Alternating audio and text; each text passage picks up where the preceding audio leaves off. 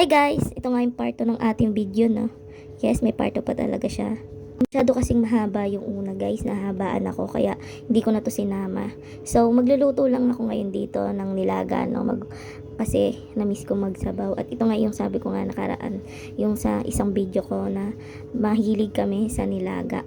Kaya nga ngayon guys, ang lulutuin natin ay nilaga. Yan guys, binabalatan ko lang tong patatas kasi piniprepare ko yung mga ingredients para luto-luto na lang agad. So, habang nagluluto nga tayo guys, meron pa rin tayong kwento. Kailangan din talaga magkaroon tayo ng kwento at life lesson at advices dito, no, sa video natin para may mga kabuluhan naman yung gagawa nating video. At malay mo maka-inspire din tayo, di ba? Tulad nga guys nung sinabi ko dun sa huli kong video, I'm turning 28 and yung anak ko is magto-12 na, no. Alam nyo ba guys yung amazing na nangyari sa buhay ko? Is ka-birthday ko yung anak ko. Tama kayo na rin guys. Inanganak ako, araw ng birthday ko yun.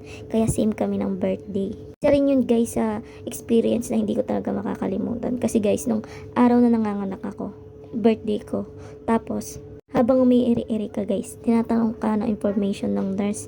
At nung tinanong ka nga niya ng birthday mo, bigla siyang nagulat nung sinabi mong, ay, nurse, ngayon po yung araw ng birthday ko. At napawaw siya guys. Kasi siguro guys, bibihira lang yung ganong mangyari na yung araw ng birthday mo is araw ng panganganak mo. Pero guys, yung bago pa nga yun mangyari guys, nung nalaman ko na yung kabuanan ko is November guys, marami na nga nagsasabi na, hala baka ka-birthday mo yung anak mo, hala ka-birthday mo ata yan. Ayun nga guys, naging ka-birthday ko nga. Diba guys, may binibigay na 100k sa mga senior na umaabot ng 100 plus. Siguro guys, kung merong magbibigay ng 100k na ganun guys, yung maging ka-birthday mo yung anak mo, siguro guys, nagkaroon na ako ng 100k.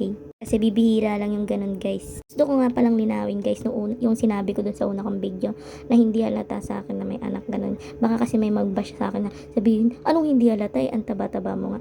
I mean dun guys, ang gusto kong paliwanag dun sa video na yun. Kung sa katawan lang guys, oo, halata na may anak na ako kasi nga mataba ako. Pero yung sa edad ba guys, kasi nga diba yung sa edad ko, karamihan naman yung sa mga ganong edad dalaga pa, or ayaw pa mag-anak or magpamilya, diba? Yun yung gusto kong sabihin dun guys. Saka guys, totoo pala yung sinasabi nila, no, pag magulang ka na, saka mo maiintindihan yung magulang mo.